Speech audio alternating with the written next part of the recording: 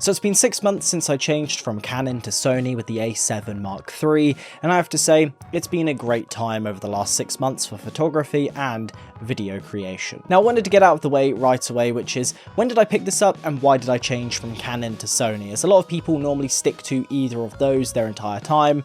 First of all, I wanted to try out something new, as I've been a Canon user since I was 12. I'm 21 now, so I wanted to try out something new. Now also on top of that, it was the case that I wanted to get a few different spec things from Sony that I really liked. I've also heard a load of great things when it comes to their photography and videography skills. Now in particular, what I really do like about this camera is how compact and how actually professional this camera feels. It feels way more dense, feels so much more premium than any other camera that I've used personally. I was upgrading from a Canon ESO-RP, so there is levels of understanding as to why there is a difference in feel.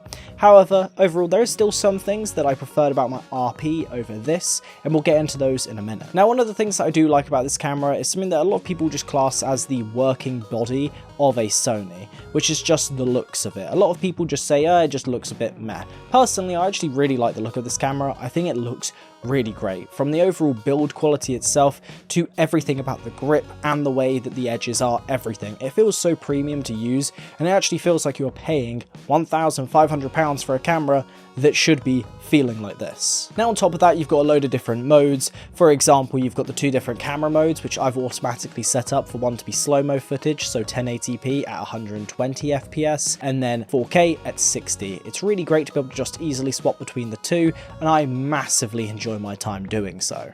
It makes everything so much easier and makes the process of video creation so much easier for myself. Now the other thing that I do really like is having dual SD cards. Now I know that many cameras have this, but the cameras that I'm upgrading from didn't. It's really great, especially for when I've been on holiday. I went on a few different trips last year, and due to having 2 different SD cards, it meant that I didn't have to keep swapping loads out of my bag. I could just easily swap over the ones that were in there if I needed to, as I have one set up purely for video and one set up for photos. So there is also that. You can mess around with loads of the different settings, which allows you to have way more customization than I had previously. Outside of that, we do also have the factor that the camera overall does take amazing photos. I absolutely adore the way that these photos come out. I'll show some on screen now of many different photos that I've taken over the past 6 months of owning this camera, and honestly, I've got to say that this has to be the best looking photos straight out of the camera that I've ever used. I'm not using any form of log right now. I am using just one of their basic presets that they have built in, just because I don't want to have everything dampened and then having to require full editing, as right now I don't feel fully competent in editing every single photo from the ground up.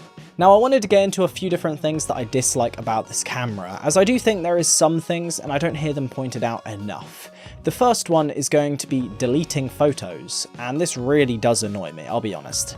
There was many days, especially for example, I went and did a shoot at the British Motor Show. I was given some free tickets, I went, took some photos, and when I was there, I ended up filling up one of my SD cards a lot quicker than I was expecting to. Within about 2 hours of being there, my 128 gig SD card was completely filled, and I was like, damn it, okay, well I'll just go through and delete a load. Yeah, you have to delete them either as an entire SD card or you have to delete them one by one, which isn't really ideal. When I use the Canon, for example, you can mass select and then delete the ones that you want to select instead of having to go through the same process over and over again of hitting the delete button, hitting confirm, hitting the delete button, having to swap over to confirm, and so on over and over again.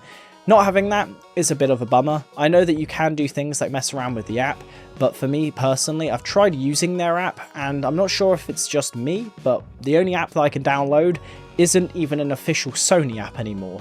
And the one that is an official Sony app isn't in English and doesn't translate to English, so it's not actually usable, at least for the UK. Correct me if I am wrong, or if there's a better option, but for me, there is no other option when it comes to mass deleting photos. Now, another big one that was a really big difference from my Canon to this, which is the flip out screen.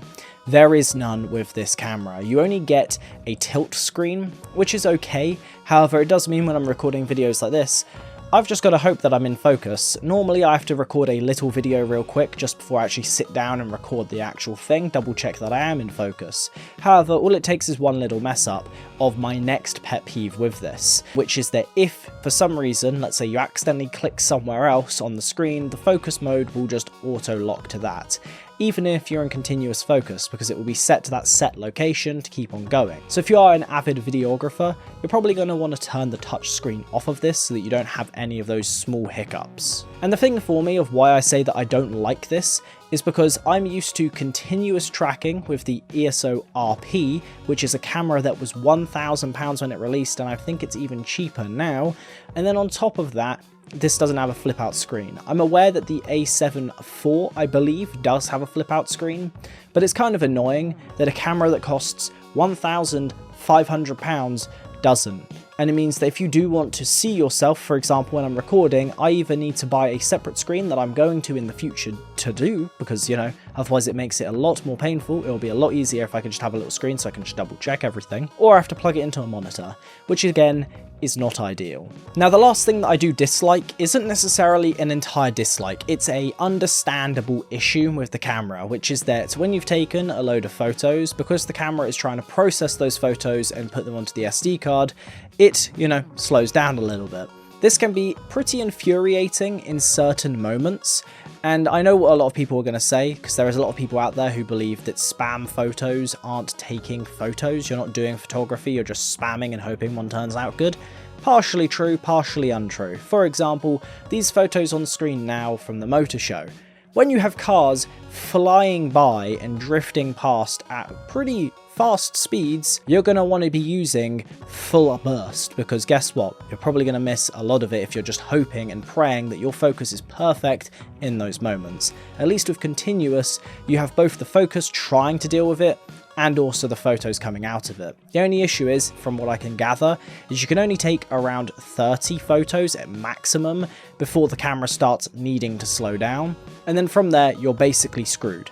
You can only take about a photo every like 5 to 6 seconds whilst the camera is trying to process everything, and it does mean in certain moments you're going to miss things. So for example, I'm shooting a wedding later on this year for my sister, and one thing that I'm definitely going to have to do for that wedding is not use continuous. I'm going to have to sit to single shots and really prioritize keeping it slow paced with something like that. Obviously, with weddings you can do that. However, when it comes to things like the motor show or doing any form of car photography, sports photography, or whatever it might be, this camera probably won't be for you if that's something that you're really interested in, just because of those moments where the camera is going to slow down to deal with the photo. However, again, this is kind of a trade-off. It isn't the case that I despise this issue, I understand this issue, and it's something that could be on me. You never know, it could be the case that I just need a faster SD card. Let me know again down below if that is the case, because I'm definitely going to look at getting one in the future. Right now I can't justify buying a new SD card, but if it is the case that that will solve the issue, then perfect. But for me, so far, with an SD card that does very good speeds and transfers things pretty good anyway, it seems a bit sad that when I'm taking photos, I have to wait a decent chunk of time. Now lastly, to finish off the video, I did want to talk about 3 lenses, and I wanted to talk about the lenses that I've actually found the most enjoyment from since picking up this camera. I'm not going to talk about the one I'm using right now, I'll get into that in a moment, but the first one is going to be the Sony A7iii. This thing has been an absolute blast. Almost every single photo that I showed of the motor show was shot on this thing.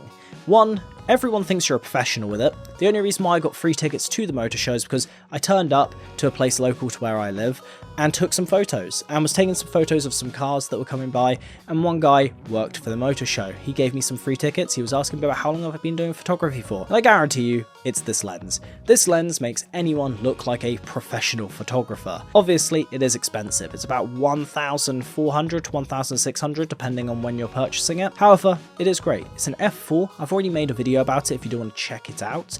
I'll have it linked down below hopefully. But yeah, it is the case that I do really enjoy using this lens. Everything from the overall quality, feel, build, and everything about it is superb, and it's something that I've wanted on something like my Canon for ages, but I wanted to actually pull the trigger when I got a Sony. Now the other lens that I actually have really enjoyed using is the 85mm 1.8. I don't have any of the fancy, I believe, 1.2 or 1.4 lenses. However, the 1.8s are perfect. I don't really see why a lot of people require or really push this idea that you need to get the 1.4s. I think it's 1.4s, hopefully, I'm not massively forgetting. But it is the case that with this, you get beautiful photos. Unless you're doing extreme low light photography, there's no real reason for any other lenses that go below this. Because this lens, when I purchased it, cost me around £300 when it was on a deal. So that's very good value for money. It's 85mm prime lens at 1.8. I took this with me to New York and really enjoyed taking photos with it. But in particular, one thing that I really love, and it's something that all of the Sony lenses seem to have, is build quality. Again, I know that I keep saying and talking about build quality in this video, but it's because it is really important. I even dropped my camera and this lens with it when we were doing the motor show, purely because we were sat on a bus taking us into the location, and then the bus braked at a really bad moment, and then the camera just fell off my lap, hit the floor, nosedived first, and this was fine. And that can only be put down to the build quality itself, because if that was one of my Canon lenses and I had this in the past, it would have been damaged in some way. The last lens of choice that I need to go over with you is the one that I'm shooting with right now, which is the 35 1.8. Again, 1.8, it works perfectly. It makes this video look good. It makes this video feel more cinematic. That and the 85mm are the way that you can get really cool cinematic looking shots, whether it's me journaling, for example, over on my self-improvement channel. It makes it look so much better than just using a standard f4 lens. Now, the reason why I picked this up is because I was previously shooting all of my tech videos with this one. The only issue is it's 85mm and I do not have a big room to shoot out of. So yeah, it meant that my camera had to sit really far away, and again, that's even hoping even more that I don't screw up. At least now I can quickly check just being around an arm's reach away. However, it was the case that it was becoming incredibly frustrating with this one, so I picked up the 35 and it's great. Anyone who wants to get into any form of videography and has this camera or a camera that can use this lens, then you should definitely pick up the 35mm. With that all being said though, I hope you guys enjoyed this video. If you did, make sure to leave a like and do subscribe for more content on this channel. I upload every single week to this tech channel. Hopefully, sometimes I do take a week off here and there from this channel, but it is the case that I'm trying to double down and make sure this year I am consistent with my uploads. So hopefully you guys did enjoy, and I'll see you guys in the next one. Have a good one.